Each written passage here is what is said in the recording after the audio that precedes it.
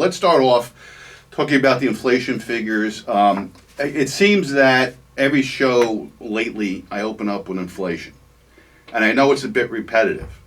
But the reason I do open up with it because it's the most compelling financial issue for the average American family.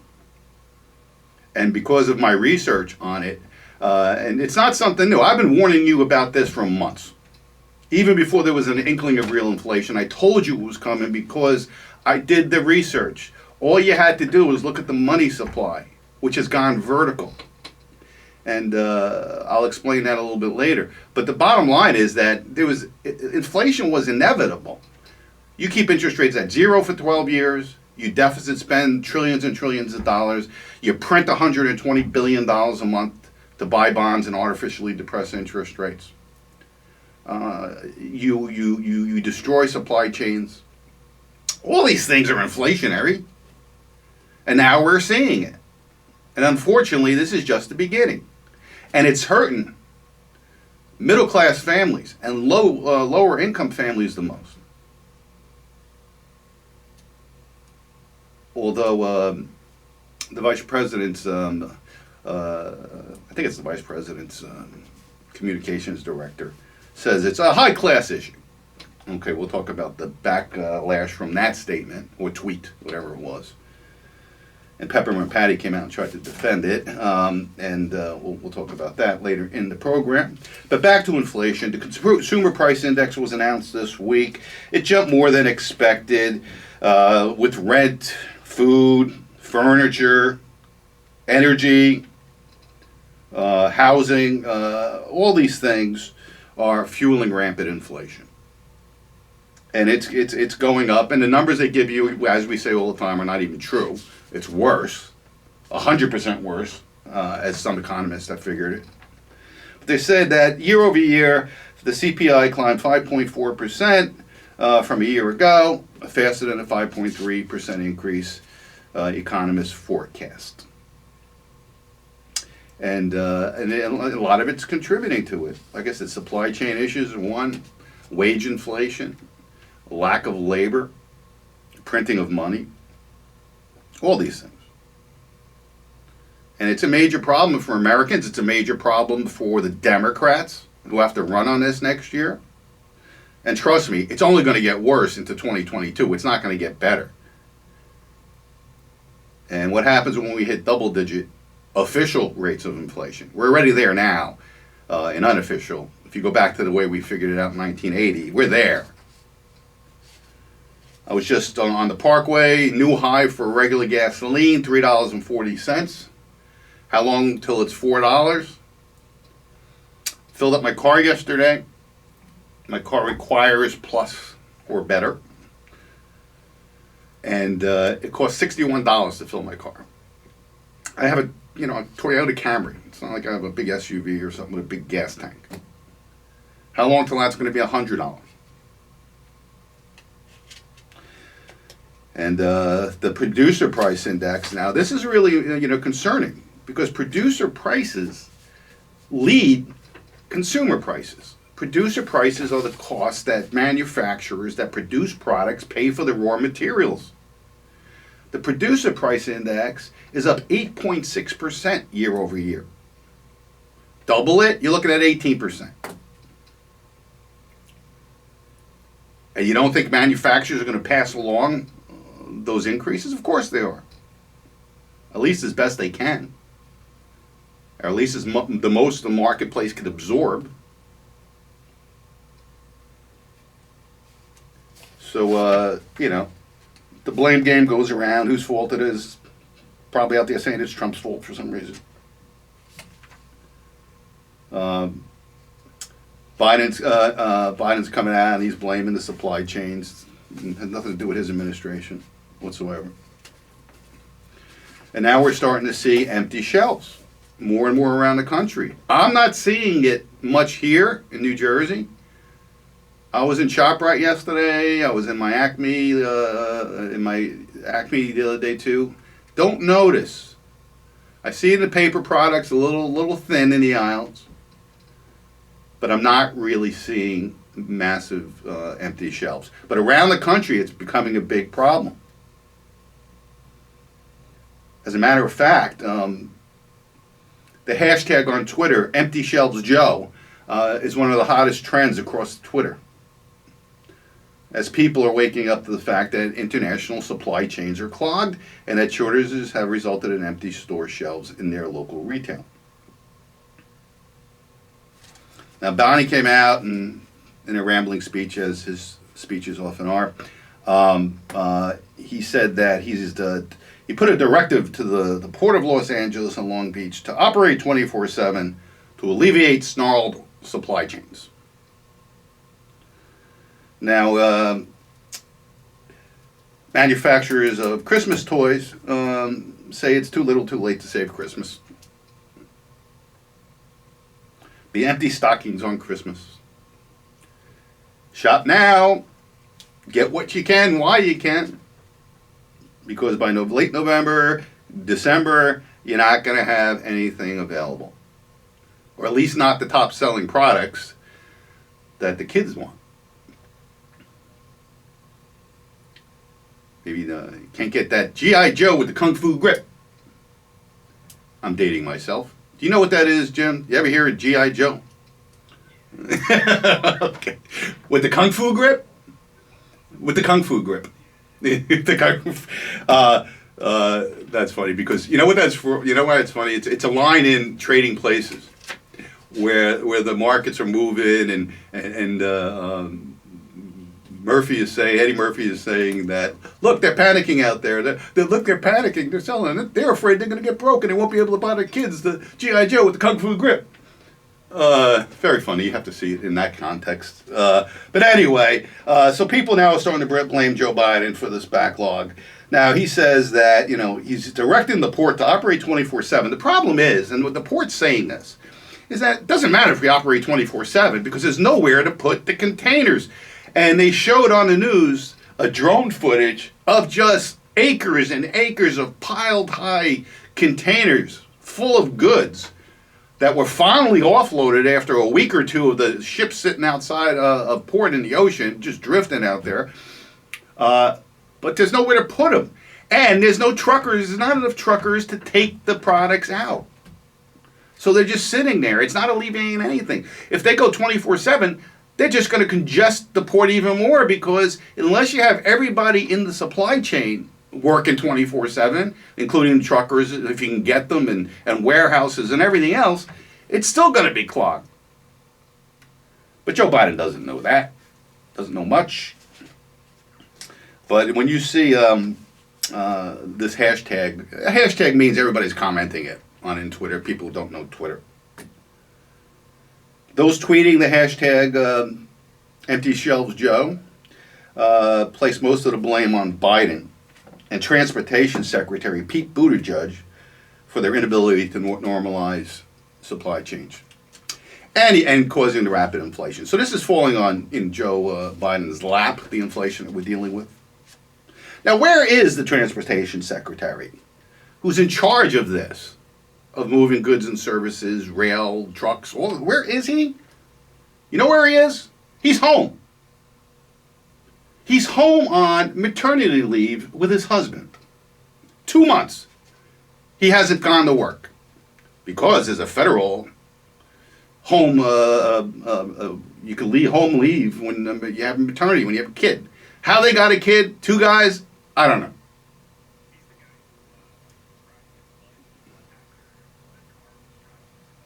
Yeah, he took, yeah.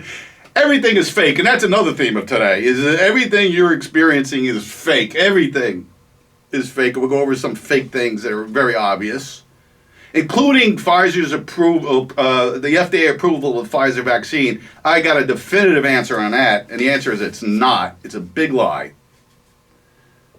But we're getting ahead of ourselves on our program so far. So yeah, we have the worst transportation issue in the country's history, and the transportation secretary is home with his husband and a little baby. Democratic government.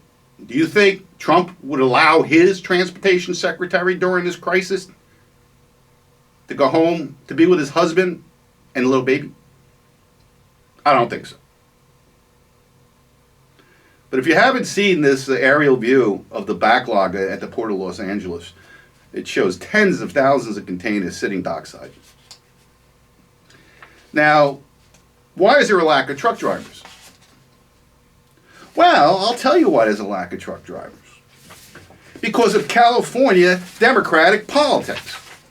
That's right. Where is it here? I got so much stuff in front of me, it's crazy. It's because of the fact of emission standard law that passed the year before last. Oh, here it is. Here it is. Here's the headline from American Thinker. Empty Christmas stockings? Question mark. Don't blame COVID, blame California. The conventional wisdom from the left is that COVID is the reason that shipping containers are in the waters off California with no people, no truckers available to take care of them. The implication is that if people would stop being selfish and take the vaccines, the whole problem would magically have vanished. That's nonsense. As a couple of astute articles explain, the problem is that California has passed two laws, one for quote-unquote climate change and the other as a gift to the unions, that destroyed much of California's trucking industry. And what was unique to the industry and COVID payments that discouraged people from working, and voila, empty Christmas stockings. As a preliminary matter, truckers are aging out of the job and new ones aren't coming along. Because federal law requires truckers be at least 21, kids who leave school at 17 or 18 get involved in other careers, leaving truckers shortfalls. Women don't offset this problem because, as is typical for most physically difficult jobs, it's not their thing. Those are long-term problems.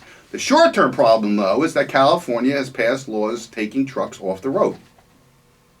Carriers domiciled in California with trucks older than 2011 or using engines manufactured before 2010 will need to meet the board's new truck and bus regulation beginning in 2020.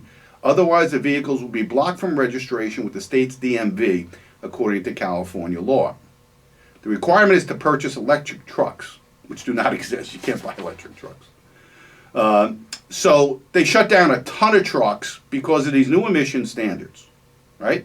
So you can't come into California if you have a truck that doesn't meet the standard. You're stopped at the border.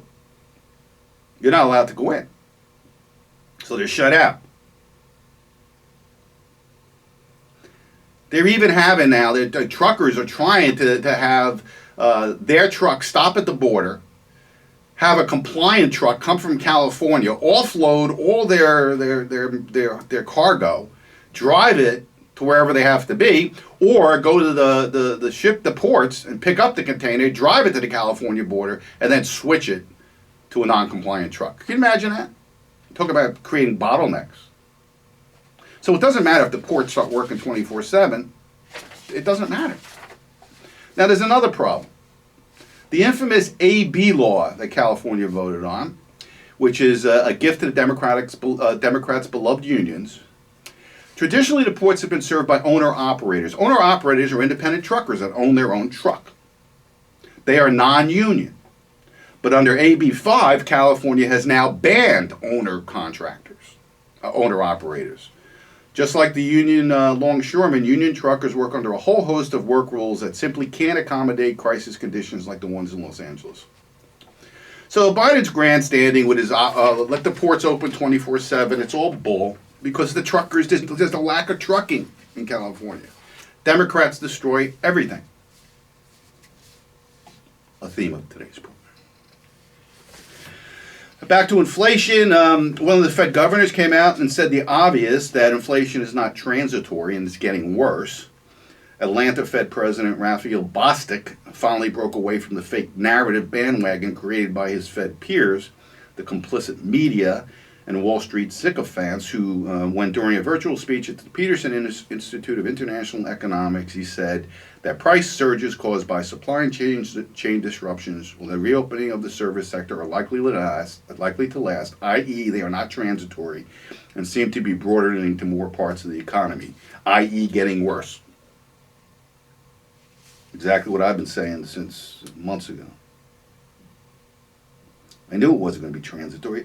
You know, everything is a lie. Everything is propaganda. It's impropaganda, if you ask me. That's really a more reasonable term. Impropaganda.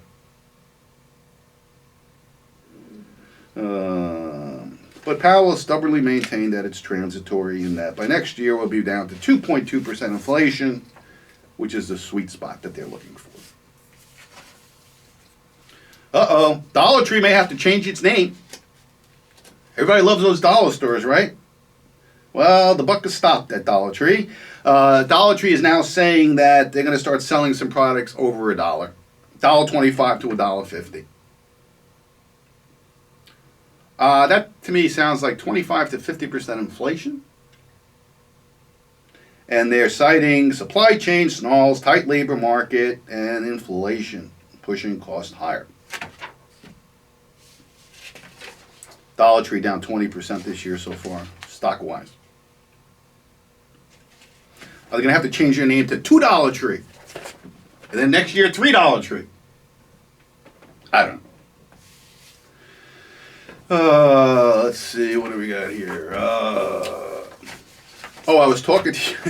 I was talking to you before about the hashtag Empty Shelf Joe or something like that. There is an impersonator, a Trump impersonator out there. Have you seen him, Jim? You know the guy I'm talking about? He's got kind of like a little beard, and he looks nothing like Trump or anything. He's a young guy. He sounds just like him. If you have your eyes closed, you're not going to see him here. Obviously, you're just going to hear him. You're going to think that this is Trump. He does him fantastically. This guy's got some career. So there's this thing that's going viral on the internet, and he's talking about these empty shelves. Listen to this. Well, here we are in the supermarket. We're standing here with the bare shelves. Look at it. There's absolutely nothing here. The shelves are bare. It's empty. It's empty like Sleepy Joe's brain when you think about it. There's absolutely nothing on the shelf. Look at it. Bare shelves all over the place. They say we're building back better, and yet we have nothing in the supermarkets. We're standing with the bare shelves. Bare shelves, Biden, okay? Empty shelves, Joe. It's a disgrace, believe me. Isn't that great? You would not know it wasn't Trump, right? I got to get his name. I should have had his name because it's not fair for me to play that way. You can't search him on YouTube and see some of his videos. There's actually a number of people out there, young people too, that do him so good. It's just indistinguishable. I mean, that's how good it is. There's one guy who does Obama and Trump, and he goes back and forth between the two of them. Hilarious, absolutely hilarious and spot on. So good stuff to listen to. In this crazy world, let's have a chuckle once in a while.